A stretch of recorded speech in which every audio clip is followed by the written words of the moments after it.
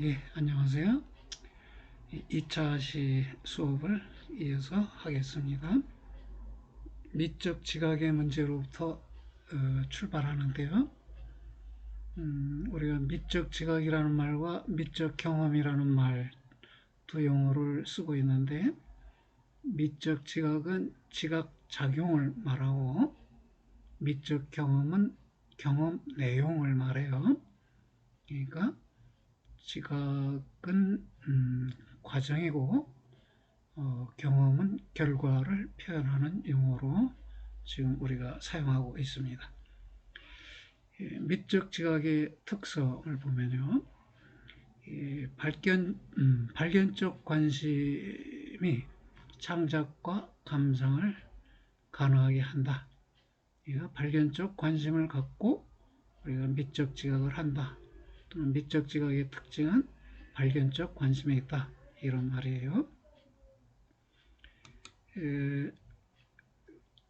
두 번째 단락을 보겠습니다.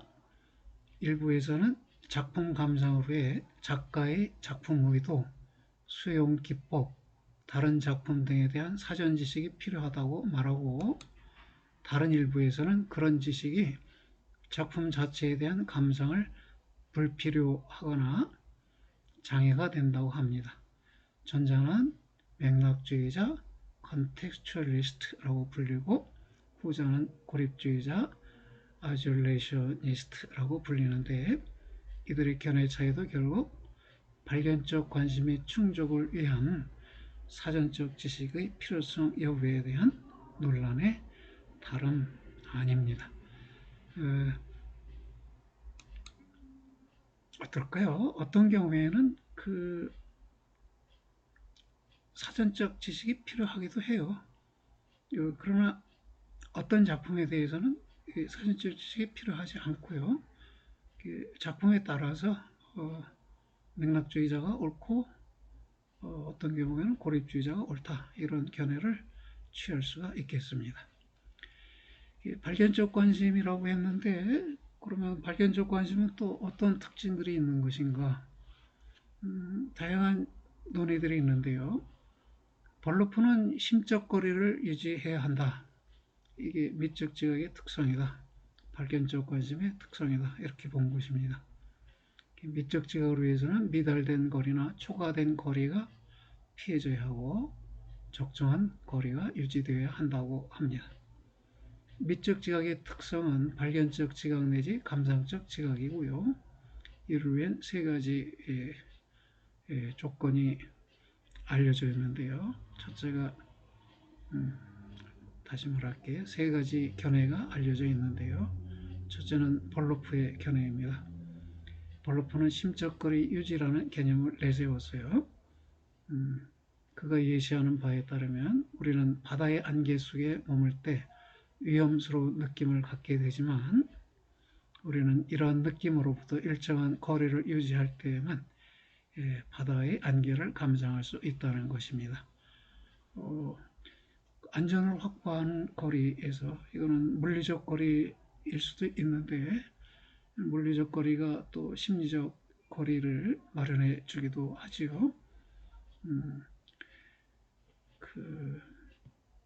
안전을 확보한 상황에서 바다의 안개를 감상할 때 바다의 안개를 미적으로 감상할 수 있다. 미적으로 지각할 수 있다는 말입니다. 현재 특정한 상황으로부터 일정한 심적 거리를 유지할 때 우리는 자연현상이나 예술작품을 감상할 수 있다는 것이다. 여기서 일정한 거리란 미달된 거리나 초과된 거리가 아님을 말한다. 어떤가요? 유명한 가수의 노래에 스스로 열광하면서 그 공연을 관람하거나 악역을 맡아 연기하는 어떤 작중 인물에 대해 지나치게 분개하면서 연극을 본다면, 우리는 노래를 노래로 감상하거나 연극을 연극으로 감상할 수는 없다는 것입니다. 지나친 열광, 지나친 분개는 미달된 거리, 심적으로 미달된 거리에 해당해서 제대로 작품 감상을 할 수가 없다는 것이에요. 반면에 우리가 영화 속에서 미혼 여성이 연기하는 정사 장면을 보면서 그녀가 실제로도 성적 경험이 있지 않을까 하는 상상에 빠져들거나 드라마 속에서 연출되는 삼각관계의 사랑을 보면서 내 남편이나 아내에게도 숨겨진 남자 여자가 있지 않을까 하는 의심에 빠져든다면 우리는 초과된 거리 속에서 영화나 드라마를 감상하는 것이 됩니다. 초과된 거리, 미달된 거리가 아닌 적정한 심적 거리 유지가 미적 지각의 조건이다. 이렇게 본 건 벌로프의 입장이고요. 두 번째 입장은 스톨리치의 입장인데요. 무관심한 주목이 미적 지각의 특성이라고 봤어요. 이때 무관심이란 실용적 관심이나 사심이 없다는 말입니다. 그런데 시험까지로 알려진 음악을 시험 준비로 듣는 경우나 작가의 사상 검열을 위해 관련 검사한 문학 작품들이나 영상물들을 읽고 보는 경우 그는 무관심적 주목에 이르지 못합니다. 감상에 실패하면 당연할 것이다. 사심이 있는 거죠. 사상 검열의 검사는 검열이라는 사심을 갖고 또 우리 시험까지로 음악을 준비하는 경우에는 시험 준비라는 사심이 의한 것인데 물론 시험 준비 열심히 하는 것 탓할 일은 전혀 아니죠. 다만 제대로 된 감상을 하기 위해서는 이런 것이 장애 요인이 된다는 말씀을 드린 것입니다. 올드리치는 무엇으로 봄이 미적 지각의 특징이라고 봤어요. 그는 관찰이 아닌 감지가 인식 대상이 아닌 미적 대상을 성립시킨다고 보았습니다. 올드리치 의로봄 seeing as가 되겠네요. seeing something as something 어떤 것을 어떤 것으로 본다. 이 개념에서 나타나는데요. 우리는 언제나 어떤 것을 해석하여 무엇으로 봅니다. 예컨대 우리는 어떤 것을 달맞이 꽃으로 보고 달맞이 꽃을 아름다운 것으로 보고 아름다운 것을 좋은 것으로 봅니다. 우리의 사유는 결국 무엇으로 봄에 다름 아니고 이런 식의 봄이 무엇인가를 무엇으로 해석하는 것에 한해서 우리의 사유는 근본적으로 해석학적입니다. 다뤘었죠. 우리는 이해, understanding something as something 또는 토요로 하면 페어슈테인 에트바스, 알스 에트바스 이렇게 무엇을 무엇으로 이해한다 는 것인데 이런 해석학적 관점을 차용해서 올드리치는 미적 대상의 지각이라는 것은 대상의 미적 지각이라는 것은 대상을 미적 대상으로 보는 것이다. 이렇게 본 것이에요. 다른 사람을 1차적으로 좋은 면에서 보고 좋은 사람으로 보는 일에 익숙한 이가 있는가 하면 나쁜 면에서 봐 나쁜 사람으로 보는 일에 익숙한 사람이 있지요. 험담하기, 뒷말하기 좋아하는 사람의 시선은 해석학적으로 살림의 존재 의미보다는 죽임의 존재 의미로 경도된 시선입니다. 자기 존재의 의미가 살림에 있는 게 아니라 죽임에 있는 그런 경우의 사람들도 있지요. 많지는 않겠지만 없지도 않지요. 여기 그림 봤어요. 레빗과 덕 이렇게 말했는데요. 이게 토끼인가요? 오리인가요? 보기에 따라 달리 보인다는 것입니다.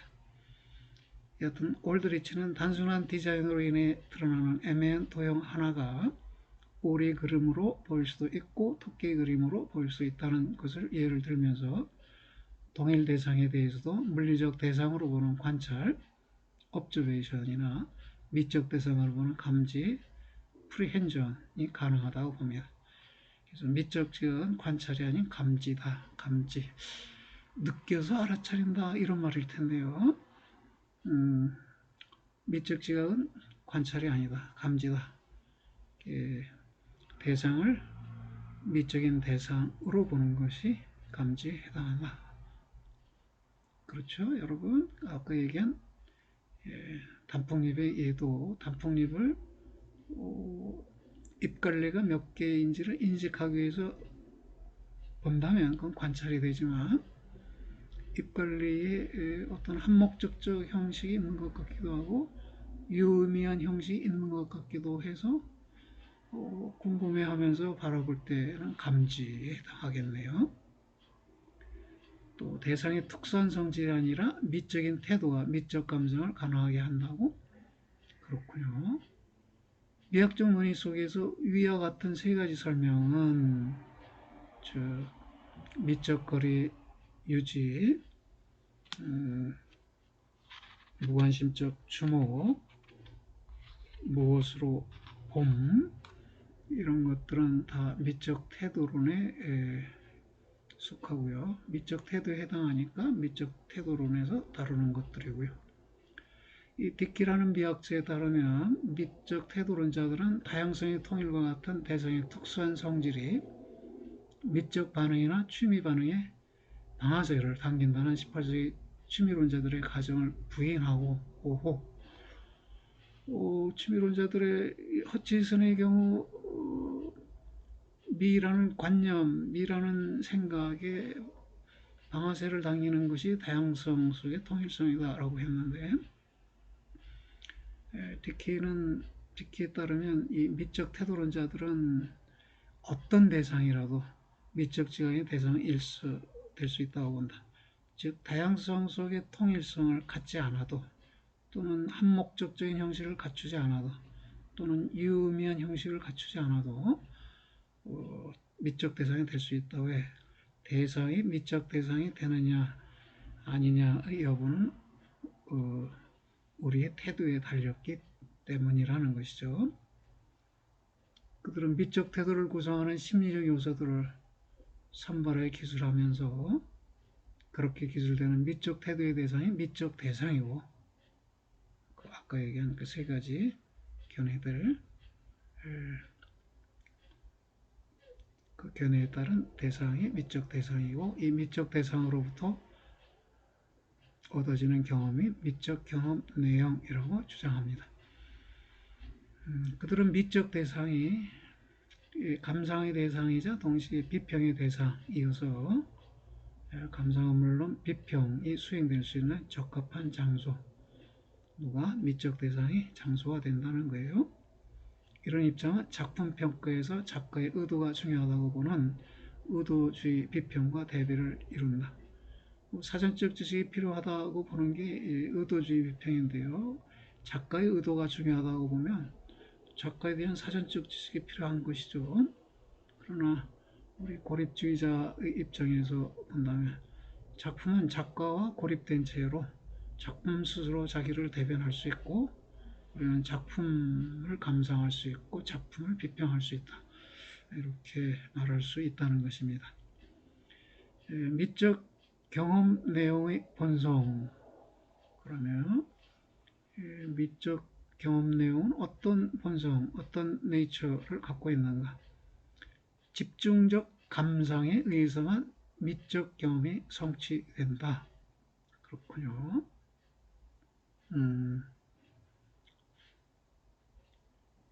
우리는 위에서 미적 지각을 미적 태도의 면에서만 살펴보았다. 그러나 미적 지각은 일정한 구조를 갖고 있는 것이기도 하다. 이런 구조적 작용으로 인해 감상의 결과인 소감, 곧 미적 경험이 가능하고, 미적 경험도 일정한 구조를 갖추게 됩니다.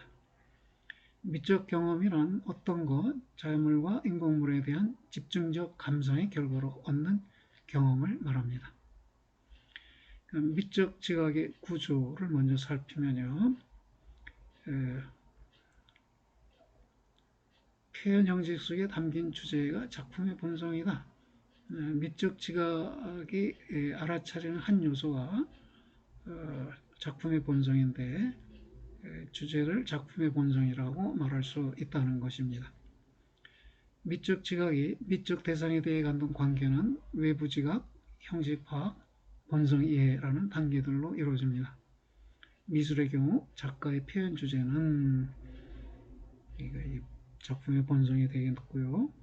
일정한 형태의 사물에 의해서 일정한 표현 형식을 통해 구현됩니다. 이 경우에 형식이라는 말은 넓은 의미를 지닌 것으로 구조와 질감을 모두 포함합니다. 구조란 대상의 내적 관계, 부분들이 유기적으로 이루어진 전체적 형식, 다양성의 통일로 이루어지는 형식을 말합니다.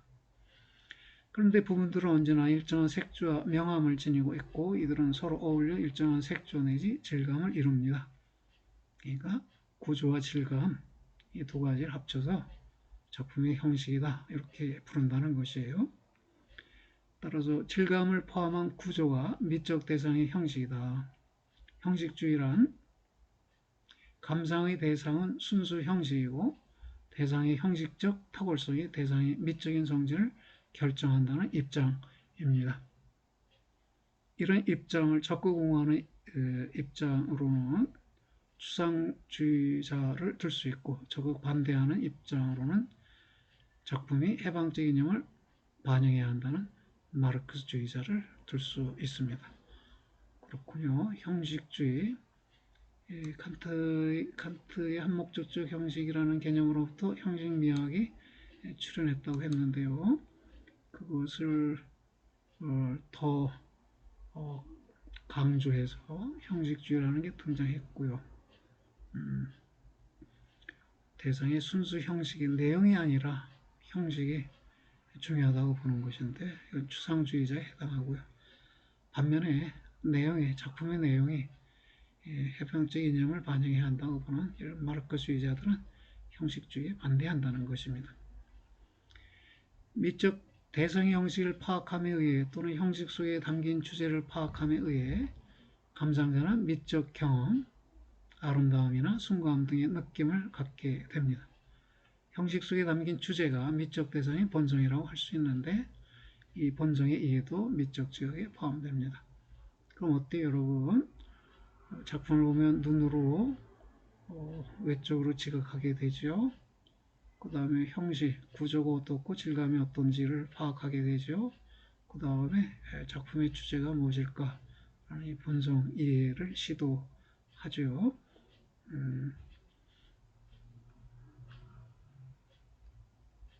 예. 미적 지각을 통해 얻어진 소감이 미적 경험인데 아래에서 비어슬리가 제시한 미적 경험의 특성을 살펴보기로 합니다. 미리 말하면 미적 경험의 조건은 좋은 미적 경험의 조건이겠죠. 모든 작품이 다 미적 경험을 주겠지만 좋은 미적 경험의 조건은 강렬성, 통일성, 복합성이라고 합니다. 그래서 좋은 미적 경험을 산출하기 위해서는 작품이 여러 조건을 갖춰야 한다고 합니다. 비어슬리는 작품이 미적 경험의 산출을 위한 도구라고 봐요. 그는 좋은 미적 대상, 즉 좋은 예술 작품이다 라는 말은 좋은 미적 경험을 산출한다는 말이고 이 말은 상당한 크기의 미적 경험을 산출한다는 말이 됩니다. 이 경우에 필요한 것은 미적 경험의 특징을 밝히는 일이겠죠. 그래서 그가 제시한 세 가지가 강통부여, 강렬함, 통일성, 복합성 이 세 가지가 좋은 미적 경험을 산출하는 작품의 세 조건이라고 봤어요. 그의 분석 내용은 이렇습니다. 미적 경험은 첫째, 고정된 주목에 기인하는 경험이다. 둘째, 일상적 관심들을 몰아낼 정도의 강렬한 경험이다. 셋째, 사태 전개의 연속적 추적에 따른 긴밀히 연결된 경험이다. 넷째, 경험이나 기대가 야기되고 해소되어 일정한 표현감과 정결감에 이른 완결적인 경험이다. 다섯째, 감정의 다양성, 인식의 다양성을 포함하는 복합적인 경험이다. 주의할 것은요, 여러분, 이 인식의 다양성, 이것도 매우 중요한 것이에요. 그 드라마들 보면, 인기 있는 드라마들이라고 하는 경우에 인식의 다양성을 주지는 못하는 경우가 종종 있어요. 또 어떤 드라마는 감정의 다양성만 시청자들에게 화를 돋구는 장면들만을 많이 배치하는 그런 드라마도 있고요. 여러분이 좋은 작품인지 아닌지 스스로 판단할 수 있을 겁니다. 물론 여러분은 드라마보다는 영화 같은데 더 관심이 있으니까 영화를 통해서 좋은 작품 여부를 분별해 보시기 바래요. 다섯 가지를 말해놓고는 세 가지로 줄였어요. 왜 다섯 가지가 세 가지가 되느냐 했더니 그런데 고정된 주목은 경험의 특징이기보다는 감상적 태도에 속한 것이고 그러네요. 경험의 연결성, 긴밀히 연결된 경험과 어, 완결적인 경험 이 두 가지는 통일성으로 묶여질 수 있다는 것이에요. 이런 안에서 미적 경험의 주요 특징은 강렬성, 통일성, 복합성으로 정리되고요. 이로부터 얻어지는 작품 평가를 위한 일반적 원리는 고도로 통일되고 아주 강렬하고 매우 복합적인 작품은 언제나 좋다라는 것입니다. 영화를 통해서 여러분 쉽게 영화 내용이 고도로 통일되어 있는가, 매우 강렬한가, 매우 복합적인가 이것을 통해서 그것을 여러분이 따져보고 이걸 통해서 여러분이 얻은 미적 경험도 통일되고 강렬하고 복합적인 경험인가 이렇게 반문해 볼 수 있습니다. 영화나 연극, 드라마를 보면서 우리는 이러한 원리에 따라 작품을 평가할 수가 있다. 예컨대 신경수 작가의 풍금이 있던 자리나 이청준 작가의 눈길은 통일성, 강렬성, 복합성을 갖추고 상당한 크기의 미적 경험을 주는 작품들로 여겨진다.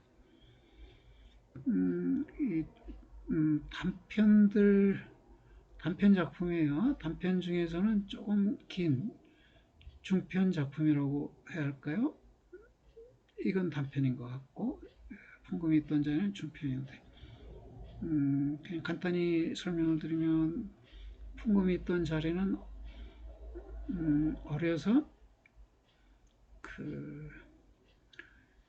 어렸을 때 새엄마가 집에 오는 바람에 친엄마가 집을 나갔는데 새엄마가 도해지 여자라서 어린 내게 해주는 것이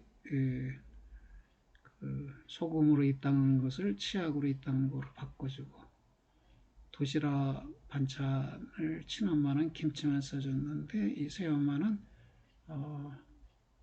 그 계란말이 같은 거를 해주고 그 친엄마는 그 장 위에 있는 구더기도 꺼리낌 없이 건져 내버리고 종아리에 붙은 거머리도 툭툭 튀어내는 그런 분이었는데 새엄마는 도해지적으로 세련되고 멋있는 사람이었어요. 그리고 자기에게도 주인공에게도 잘해줬고 그래서 새엄마라는 것이 갖는 의미를 부정적으로 보지 않았어요. 그렇게 성장한 후에 본인이 새엄마가 될 처지에 놓였어요. 그 과정을 그래서 그리고 그 처지를 어떻게 해결하는가 완결하는가를 다룬 작품인데 나는 참 좋게 읽었고요. 이청준 씨의 눈길은 여기 눈은 사람 눈이 아니라 하늘에서 내리는 눈이에요. 그리고 눈이 내린 길 이런 말입니다. 어머니와 아들 사이 얘기인데 아들에게 재산을 하나도 물려준 게 없는 엄마가 아들 보고 내려오라고 해서 내려갔더니 지분 계량을 해야 한다고 마을 이장이 말하는데 지분 계량도 하고 집도 조금 넓혔으면 좋겠다 하는 얘기를 듣고 아들이 화가 났죠. 화가 났는데 밤새 바로 서울로 되돌아가려고 했더니 같이 간 부인 며느리가 남편 보고 5천 원 왔으니 하루 자고 갑시다 해서 하루 머물게 됐어요. 근데 주인공 남자가 잠자는 동안에 며느리와 시어머니가 그동안에 살아왔던 이야기에 대해 며느리가 묻고 어머니가 답하는 식의 대화를 하는데 그 얘기를 들으면서 주인공이 자기가 몰랐던 과거사를 많이 알게 되죠. 그래서 두 작품 다 읽는 사람들의 눈가에 눈물이 맺게 해줄 수 있는 작품으로 보여요. 내게는 기회가 되면 한번 일벌들 보시고 여러분 동아리 활동한다면 동아리에서 독서 토론의 작품으로 한번 활용들 해보시기 바랍니다. 자, 2절 현대 예술 이론인데요. 전통적인 예술 모방론이 있는데 현대 와서는 예술 표현론이 강조된다는 것이죠. 예술 표현론이 왜 대두됐냐면 예술 작업이 과학적 인식 너머에 고차적 인식을 표현하는 일이라고 보았기 때문입니다. 예술에 대한 논란 중에 하나는 예술이 모방인가 아니면 표현인가라는 것인데요. 플라톤, 아리스토텔레스의 영향 하에서 예술은 오랫동안 모방 작업으로 이해되어 왔어요. 그러다 18세기, 19세기의 지적 철학적 흐름인 낭만주의의 등장과 더불어 예술을 표현 작업으로 이해하는 노력이 등장합니다. 이 낭만주의를 대표하는 철학자들은 피테, 쇼펜하우어, 니체 등인데요. 이들의 철학은 칸트의 물 자체의 개념에 대한 비판으로 성립합니다. 칸트에 따르면 우리가 경험하고 있는 대상은 외부로부터 들어온 감각적으로 다양한 요소들을 감성 또는 상상력과 지성이 종합하여 구성해낸 대상이고 이런 구성작업 이전의 사물 그 자체, 줄여서는 물 자체라고 해요. 독일어로 딩안지라고 하고 영어로는 thing in itself라고 하는데요. 이 자체에 있어서의 사물 또는 사물 그 자체, 이거는 우리가 뭐 있겠다라고 사유할 수는 있지만 인식될 수는 없는 것이라고 말합니다. 왜냐하면 인식되는 것은 어디 갔어요? 감성과 지성, 상상력과 지성을 매개로 해서 구성된 것이에요. 구성되기 이전의 것은 모르죠. 있다고 추정할 수는 있지만 어떤 모양으로 있는지는 인식할 수가 없어요. 근데 이러한 견해는 역으로 과학적 지식을 넘어 학문적 지식 이렇게 해도 되고요. 우리가 아는 모든 지식이 다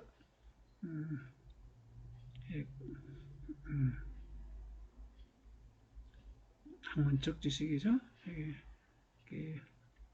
이게 애매해요. 영어로는 scientific 이렇게 되지만 독일어로는 Wissenschaftliche 이렇게 했는데 Wissenschaftliche는 과학만을 말하는 게 아니거든요. 근데 통상 뭐 영어식 표현을 쓸 때는 과학적 지식 이렇게 표현하는데요. 하여튼 인식된 지식, 과학적 지식도 그렇고 이게 경험의 토대를 둔 지식이죠. 그렇지만 물 자체에는 접근할 수 없는 지식이고, 그래서 이 과학적 지식을 넘은 물 자체에 해당하는 생명의 근원이나 초과학적 지식을 획득하려는 운동을 불러일으켰다.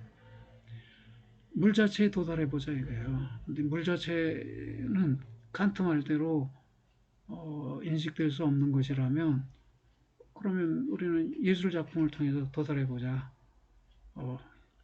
이런 운동이 일어났는데 이 운동을 낭만주의라고 부른다는 것이에요. 이런 운동과 일정한 영향 연관 아래 있는 예술가들에게 있어서 예술은 고차적 인식의 수단으로 여겨졌다. 이 생명의 근원이나 초과학적 지식, 이거는 이 인식을 통해, 즉 감성과 지성을 통해서는 접근할 수 없는 것이니까, 칸트말을 수용할 때 접근할 수 없는 것이고, 그러나 그렇다면 감성과 지성을 통하지 않고 다른 방식으로 접근할 수 있지 않겠나요? 그게 예술가의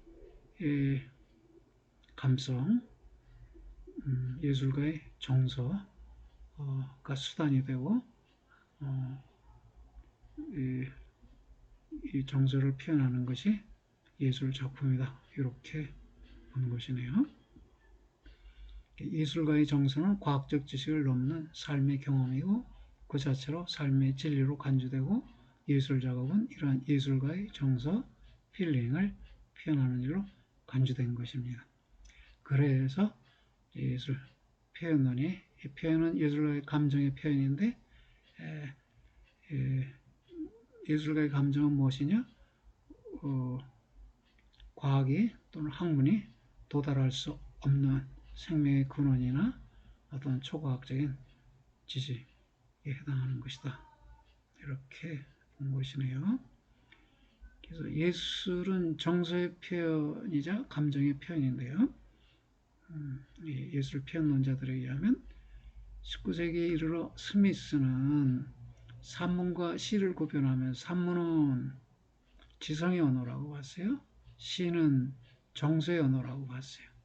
그리고 유진 베롱이라는 사람은 예술은 외적인 해석을 띠고 있는 정서의 표현이라고 봤고요.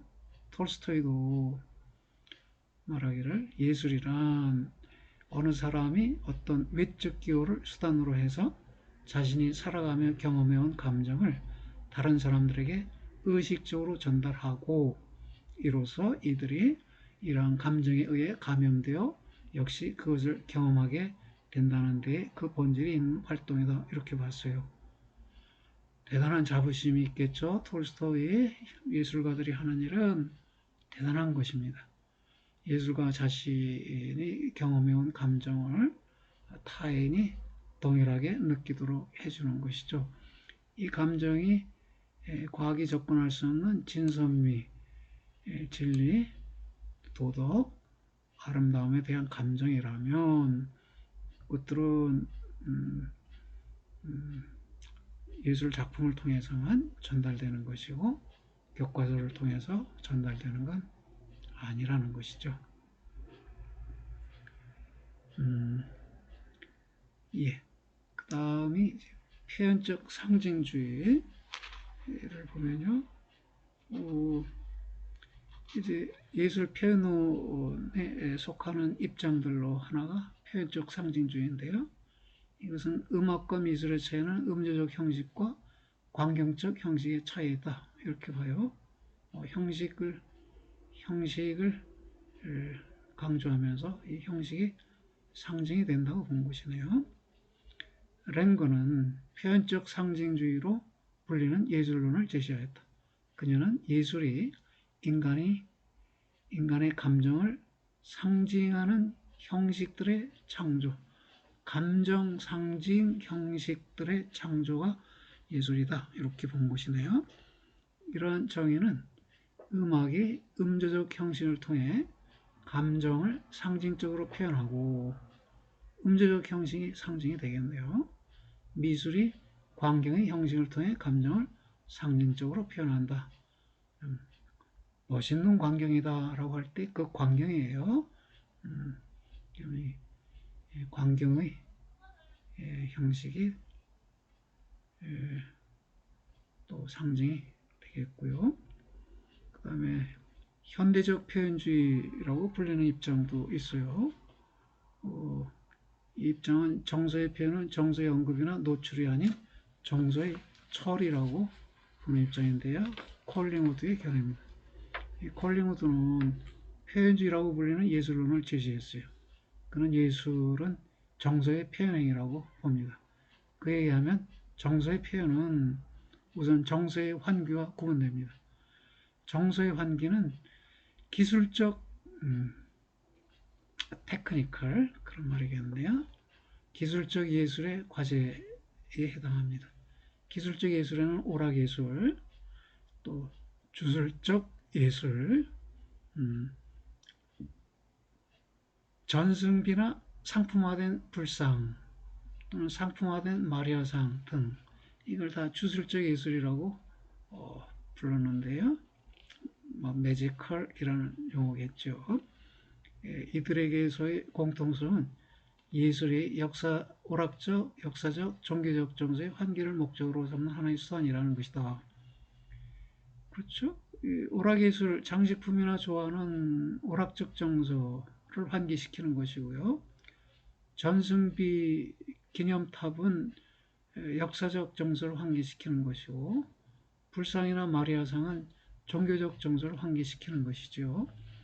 근데 이것들은 다 정서의 환기이고 정서의 표현은 아니라는 것입니다. 진정한 예술은 이에 반해 정서를 환기하는 일이 아니라 정서를 표현하는 일이다. 정서의 표현은 정서의 언급이나 정서의 노출과 구분되는 정서의 처리에 해당한다. 정서의 표현이 뭐냐 그랬더니 정서의 처리라고 했어요. 그럼 정서 언급, 정서 노출과 어떤 차이가 있나요? 예컨대 상대에 대한 분노의 정서에 있어서 나는 화가 났다고 말하는 것은 정서의 단순한 언급이고요. 얼굴을 찡그리는 정서의 직접적 노출이고요. 너는 옳지 않다고 말하는 것은 정서의 처리라는 것입니다. 이 정서의 표현은 정서의 통제와 이 통제에 대한 의식과 더불어 이루어지는 한에서 정서를 스스로 통제해요. 그리고 내가 통제하고 있다고 스스로 의식해요. 이런 점에서 정서의 노출과는 구분됩니다. 정서의 노출은 얼굴 찡그리는 일은 자기 정서 통제하지 않고 통제한다는 의식 없이도 이루어질 수 있죠. 그래서 의식적으로 통제된 정서 표현은 넓은 의미에서의 언어이고 이런 한에서 예술은 언어라는 것이다.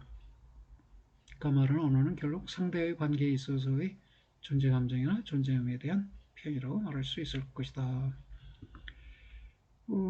어떨까요, 여러분? 조심스러워서 말씀드리면 화가 났을 때 나는 화가 났다고 말하는 게 좋을까요? 아니면 너는 옳지 않다 이렇게 말하는 게 좋을까요? 지금 콜링우드는 예술가가 하는 일의 입장에서 예술가는 옳지 않다 이렇게 말하잖아요. 예술가는 사회 비평적이게 하죠. 사회 비판적이고 문명 비판적이고 매우 도덕적일 수 있어요. 그런 점에서 시비 판단을 내리면서 강하게 옳지 않다, 나쁘다라는 주장을 할 수 있어요. 근데 우리 일상생활은 예술가적 삶이 아니에요. 따라서 나는 여러분에게 추천합니다. 여러분이 화가 났을 때는 상대에게 분노가 일었을 때는 그냥 나는 화가 났다 이렇게 말하세요. 단순히 언급하세요. 정서의 언급. 그리고 너는 옳지 않다 이렇게 말하세요. 이거는 판단이에요. 상대에 대한 판단. 이거는 갈등을 불러일으킬 수 있어요. 상대와 나 사이에 갈등이 벌어질 수 있어요. 나는 화가 났다 하면 상대에게 왜 화가 났지? 하고 자기 반성의 기회를 주는 거예요. 상대로 하여금 내가 화난 이유가 뭘까를 생각하고 또는 나를 위로하려고 또는 화를 누그러뜨리려고 애쓸 기회를 주는 것이죠. 너는 옳지 않다. 그럼 이미 판단이에요. 상대에 대해서 부정적 판단을 내린 것이라 상대와의 관계가 악화될 수 있죠. 예술가는 이렇게 말하면 안 돼요. 나는 화가 났다 이렇게 말하면 안 돼요. 이건 정서의 언급. 이거 예술가가 할 일이 아니에요. 예술가는 너는 옳지 않다. 이 정부는 옳지 않다. 이 시대는 옳지 않다. 이 시대의 젊은이는 옳지 않다. 이 시대의 노인들은 옳지 않다. 이 시대의 문명은 옳지 않다. 는 거를 일깨워줄 수 있어야 돼요. 그리고 새로운 대안을, 새로운 사고방식, 새로운 행동방식, 새로운 문화를 어, 모범적으로 작품적으로 제시해 줄 수 있어야 하죠. 그러나 일상을 사는, 즉 예술가가 아닌 우리 일상의 삶 속에서는 정서를 언급하라, 정서를 처리하지 말라, 그렇게 말씀드리겠습니다. 그 다음에 열린 개념으로서의 예술을 보면요, 음악과 미술 사이에 공통점이 없다고. 베이츠는 예술이 열린 개념이라고 합니다. 그래서 이 예술에 대한 이리적 규정을 거부했는데요. 비트겐슈타인이 게임들의 가족 유사성에 말한 것에 힘입어 예술의 유개념만이 아니라 예술의 하위 개념들도 열린 개념이라고 봅니다. 이는 음악과 예술 사이의 공통성이 없다는 것이에요. 음악과 예술을 묶어서 예술을 할 수 있는데 예술의 하위 개념이 이 둘 사이에 유사성만 있고 공통성이 없다는 것입니다. 마찬가지로 음악 내부에서도 조용필의 음악과 서태지의 음악에는 유사성만 있고 공통성은 없다는 것입니다. 그럼에도 이 두 사람의 음악을 다 음악이라고 부르고 두 사람의 노래를 다 노래라고 부른단 말이에요. 공통성이 없음에도 불구하고. 그런 점에서 예술 개념은 이리적으로 의미가 닫혀 있지 않은 열린 개념이라는 것이고요. 마찬가지로 음악이라는 개념도 열린 개념이고 미술이라는 개념도 열린 개념이라는 것입니다. 노래라는 개념도 열린 개념이 되겠죠. 여러분이 좋아하는 랩 음악이라는 것은 오래되지 않은 노래이지요. 그거를 옛날에는 노래로 안 봤을 테지요. 종래에는 인공품 내지 인공성이 여러 예술 영역을 다 같이 예술이라는 유개념에 포섭되도록 하는 공통성이었어요. 그리고 현대에는 예컨대 수석 같은 수석이요. 뭔가요? 돌멩인데요. 그 강물에서 또는 바닷가에서 물에 의해서 많이 마모되었는데 그런 마모 과정을 통해서 일정한 형태를 갖춘 것을 수석이라고 부르는 것 같아요. 모르겠어요. 한자로 확인해 보진 않았는데 이 숫자가 빼어날 숫자를 뜨면 돌 중에서도 빼어난 모습을 가져서 수석이라 한다, 이런 해석도 있을 법한데 이 수석을 구하는 곳이 대개 물가여서 물숫자와 관련된 게 아닌가 이렇게 짐작도 해봅니다. 그래서 이런 자연 사물도 예술품으로 간주되는 한에서 열린 개념론은 일정한 설득력을 갖는다. 그렇군요. 그 작품은 다 인공품이었죠. 그러니까 예술의 공통성이 인공품의 장작 이렇게 말할 수 있었다면 지금은 발견된 자연사물도 예술 작품으로 간주함으로 이전의 정의가 더 이상 성립하지 않는다는 것이네요. 사회적 활동, 사회제도적 활동으로서의 예술이라는 견해도 있어요. 소변기도 예술작품이 될 수 있다는 것입니다. 디키는 예술을 하나의 사회제도적 활동으로 봅니다. 그도 역시 예술 개념의 개방성을 인정하긴 하나 그는 예술이 인공품에 관련된 활동이라는 입장을 포기하지 않습니다. 그에 따르면 예술 작품이란 하나의 사회제도인 예술계에서 활동하는 한 사람이나 여러 사람이 감상을 위한 자격을 수여한 인공품이라고 말합니다. 이 경우 자격 수여의 증거가 되는 것은 전시에서의 전시나 극장에서의 공연이라는 것입니다. 우리가 흔히 보는 일상의 어떤 인공물이라도 그 전시에서 전시되는 경우 그것은 감상을 위한 자격이 수여된 인공품으로 감상 자격이 수여된 인공품으로 예술품이 된다는 것입니다. 이런 입장은 예술가 듀상이 소변기를 전시에 전시하여 논란을 일으킨 이래 예술계의 일반적 입장으로 수용되고 있습니다. 이 소변기는 대량으로 생산되는 거잖아요. 그 하나의 유일무이한 작품이 아니라 공장에서 대량으로 생산되는 인공품이에요. 이게 작품이 될 수 있느냐? 논란의 여지가 있죠. 근데 듀샹이 소변기를 전시에 제출해 전시했어요. 그럼 전시됐다면 그건 작품이다 이거예요. 비록 이게 유일무이한 작품이 아니라 그, 그 공장에서 찍어낸 다양한 것들 중에 하나임에도 불구하고 이렇게 본다면 이제 예술 개념이 열린 개념이고 예술에 대한 정의나 작품에 대한 정의가 점차 확대되고 있다고 볼 수 있겠습니다.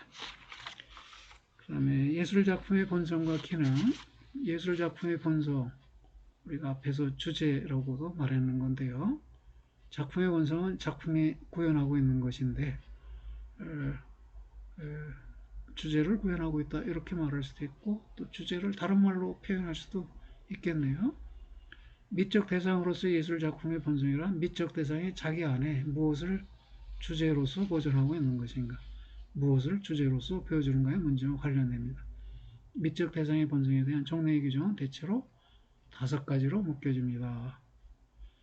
첫째는 미적 대상의 본성은 즉 작가가 작품을 통해 보여주려는 것은 어떤 비감각적 의미라는 것이고 이 비감각적 의미는 실제 리얼리티라고도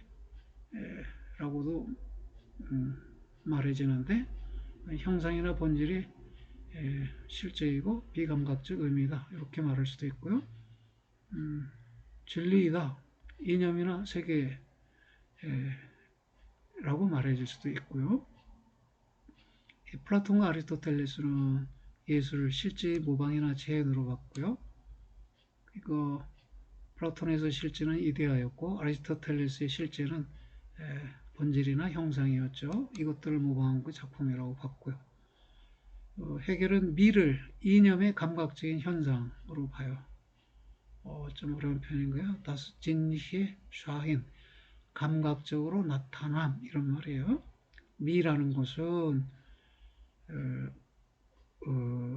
이념이 감각적으로 나타나는 것이다 이렇게 본 것인데요.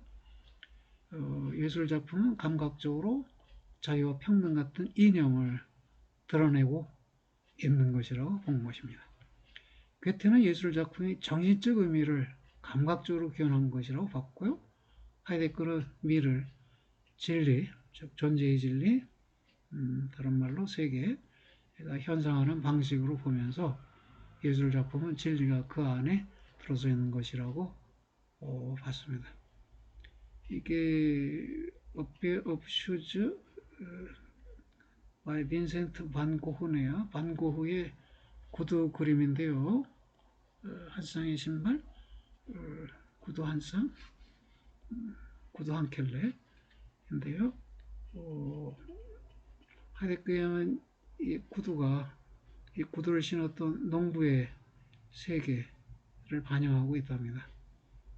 그래요? 안 보이죠, 여러분? 아까 앨리슨이 얘기한 이미지 연쇄를 떠올려 보세요.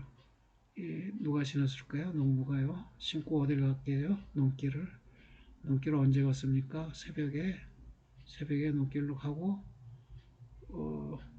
물고를 트기 위해서 가고 물고를 닦기 위해서 밤에 가고 아침 새벽부터 밤까지 농길을 걸었을 거고요. 해산하는 아내를 병원에 읍내로 데려가려고 할 때는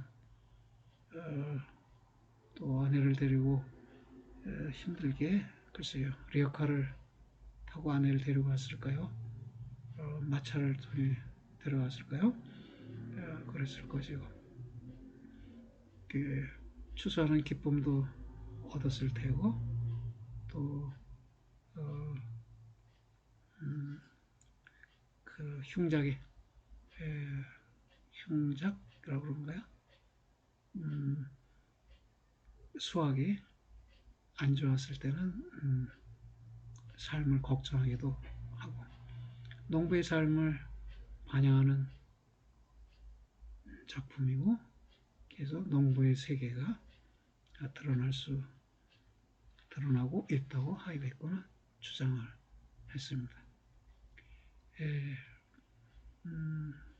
초상을 통해서 노인의 얼굴을 통해서 그 노인이 살아온 한평생을 우리가 연상을 통해 구성해 볼 수 있듯이 여러분이 감상자로서 그렇게 할 수 있다는 것입니다.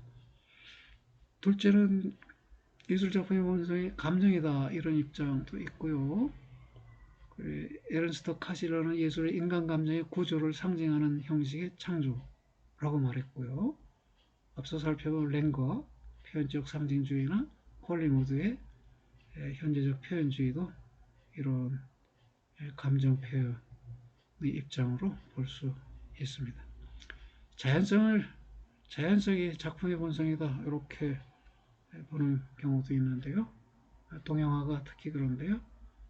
감정보다 자연성을 구현하고 있습니다. 동양화, 특히 선불교에서의 선화나 선시는 존재상태의 순간을 표현하며 이로써 유일한 실제인 지음과 이곳이라는 순간 장소를 일깨운다고 말해집니다. 선화는 여러분 족자라고 그러죠. 두루마리 그림 이렇게 세워서 벽에다 이렇게 걸쳐놓는 족자라고 부를 것인데요. 거기에 보면은 난초 또는 새 같은 거요. 내 방에는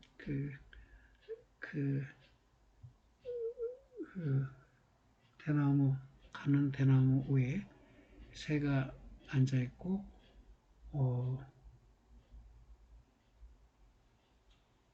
그 가는 대나무 가운데는 벌레가 위를 향해서 올라가고 있어요. 글쎄요, 새가 저 벌레를 염두에 두고 앉아 있는 것인지 모르겠지만 그림을 그린 사람은 저 한 장면을 딱 보고 이것이 삶이다, 이것이 자연이다 이렇게 느낀 것이고 그 느낌을 그 느껴진 자연성을 표현한 것이네요. 지금 이곳 가끔 여러분도 들어보죠. 지금 이곳이 가장 중요한 곳이다. 지금 이곳을 미래를 위해서 허술하게 보내지 말자. 이런 입장. 이것도 선불교적인 사상에 해당합니다. 통일된 경험이 예술작품의 본성이다. 알타미라 동굴의 벽화나 자서전은 이미 통일된 인생 경험을 표현한다고 볼 수 있겠죠. 알타미라 동굴의 벽화는 성공적으로 수행된 수렵의 경험을 표현합니다. 그리고 하나의 시는 하나의 통일된 경험을, 하나의 자서전은 한 인생의 통일된 경험을 표현합니다. 자서전 쓰는 게 유행인지 모르겠어요. 염려스러운 거는 자서전이 회고록이 되면 좋을 텐데 그것도 정확한 표현이 아니라 참회록이 되면 좋을 텐데 자서전이 되게 자기의 인생 성공담 역경을 겪으면서 결국 성공해냈다 하는 것으로 쓰여져요. 그래서 회갑잔치나 할 때 이 자서전을 나눠주기도 하는데요. 참여자들에게 글쎄요. 그리고 내가 평생을 살면서 누구에게 잘못했고 아직도 사과하지 못했다. 그런 걸 기록한 참회록을 써서 나눠줄 수 있다면 그런 용기를 가진 사람은 대단한 사람이죠. 그야말로 성공한 사람입니다. 인생을 성공적으로 살고 있는 사람이겠죠. 예, 어쨌든 자서전도 통일된 인생 경험을 표현한다는 것이고 또 실전적 가능성들이 예술 작품의 본성이다 이렇게 보기도 해요. 예술 작품은 이미 있는 완전하고 영원한 형상이나 본질의 재현이 아니라 느끼고 상상한 하나의 실존 가능성의 제시다. The presence of a possibility of existence네요. existence. 그러니까 이렇게 살 수도 있고 저렇게 살 수도 있고 이렇게 존재할 수도 있고 저렇게 존재할 수도 있고 이렇게 실존할 수도 있고 저렇게 실존할 수 있는데 그 실존 방식, 하나의 실존의 가능성, 가능한 실존의 방식, 그것을 표현하는 것이 작품이다. 이렇게 보기도 합니다. 자, 마지막으로 언급될 게 예술 작품의 기능이네요. 예술 작품의 기능은 주로 예술 작품의 도덕성과 관련된 논의됩니다. 예술 작품이 도덕적이어야 하는가? 예, 여기에 대해 상이한 입장이 세 가지 있다는 거예요. 첫째가 도덕주의적 입장인데요. 예술은 도덕을 목적으로 해야 한다. 그래서 예술은 도덕의 한계 내에서 수행되어야 한다는 것이다.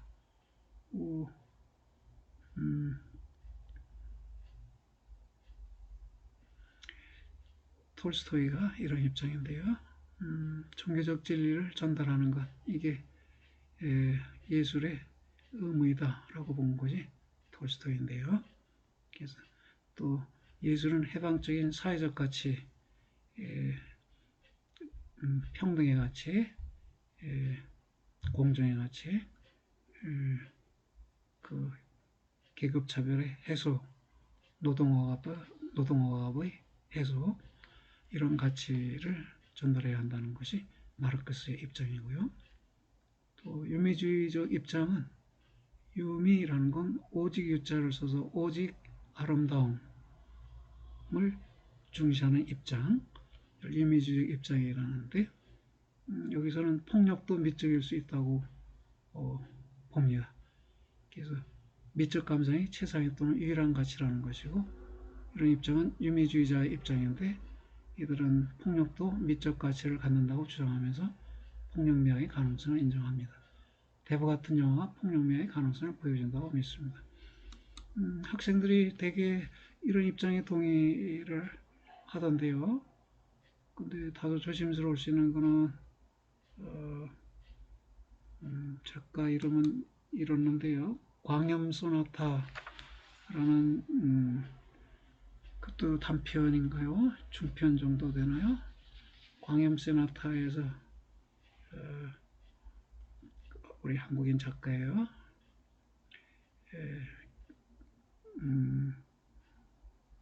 그 어느 집에 불을 질러요. 그리고 불이 타오르는 걸 보면서 피아노를 쳐요. 그래서 피아노 곡을 작곡하는데 그 작곡한 작품의 이름이 이제 광염 소나타가 되는 것이죠. 그럼 어때요? 광염 소나타를 만들기 위해서 어느 집에 불을 질러도 되느냐 이것이에요. 어떤 사람은 광염 소나타 그 자체가 멋있는 인간의 감정의 격동을 잘 나타내는 그런 음악이니까 그 음악을 산출할 수 있게 해준 불 지르는 일 꼭 용납되어야 하지 않느냐 이렇게 말할 수도 있을 거예요. 그런데 어떤가요? 그 작품 자체가 바로 이러한 문제에 대해 토론하라고 폭력미학도 미학일 수 있는지를 토론하라는 아마 의도로 작가가 쓴 것 같은데요. 오래된 작품이에요.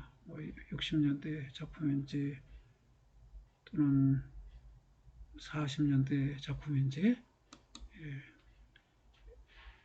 옛날에 뭐 김동리 씨 등등 이 작품들과 같이 언급되는 작품입니다. 조심해서 의미주의 입장을 우리가 음, 음,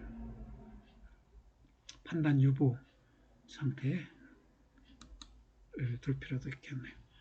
도덕진보론적 입장이 도덕의 한계 내에서 도덕의 한계 안에 머물지 않고 새로운 도덕을 제시하는 게 예술작품이라고 보는 것입니다. 기존의 기준들을 장려함에 의해서가 아니라 동정심과 상상력을 확대하고 인간의 공통된 본성을 나타내어 인류를 결합시키므로 도덕에 기여한다는 것이다.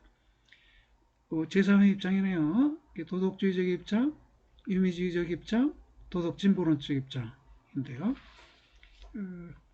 예를 들어 뿌리와 같은 흑인 영화, 아프리카에서 뿌리라는 영화가 있었어요. 한국에서도 TV에서 상영해 줄 정도로 그, 주말국으로 연속적으로 10번, 20번 이렇게 여러 번에 걸쳐서 시리즈 연속극의 형태로 상영해 줬는데 아프리카 밀림에서 잡혀서 미국에 잡혀온 흑인이 미국에서 농장 생활하면서 서서히 이렇게 정착하면서 살고 그 후손들이 또 생겨나고 해서 말하자면 몇 대 후손인 흑인이 자기의 미국에 온 최초의 선조가 누군가를 추적하면서 그 내용을 다룬 영화인데요. 우리가 흑인에 대해서 어떤 차별적 감정을 갖고 있는지를 부끄럽게 느끼도록 만들어주는 영화이고요. 또 동성애를 다루는 영화, 그렇게 먼데 있는 일이 아니고 우리 주변에도 있을 수 있는 일이고 어색하지만 또 어색하지 않게 자연스럽게 받아들여야 하는 사실일 수 있다는 점을 영화를 통해서 일깨워주고요. 노동운동을 다루는 영화, 전태일 씨의 노동자가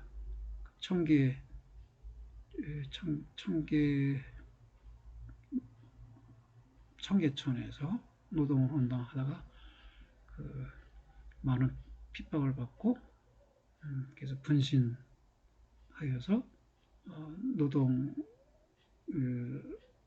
노동의 질의 개선을 모든 사람에게 알렸는데 이와 같은 노동운동을 다루는 영화, 이것들은 분명 우리에게 종족적 편견이나 성적인 편견, 계급적 편견에서 벗어나게 하며 새로운 도덕적 기준을 받아들일 준비를, 자세를 갖게 해준다는 것입니다. 어때요? 여러분의 입장은 어떤가요? 도덕주의적, 유미주의적, 도덕진보론적. 세 가지 다 일리가 있어요. 그런데 또 쉽게 받아들일 수 없는 입장도 분명히 있겠네요. 오늘 여기까지 하겠네요. 여러분 힘들고 지루했을 텐데 끝까지 경청해 줘서 고맙습니다. 수고들 하셨어요.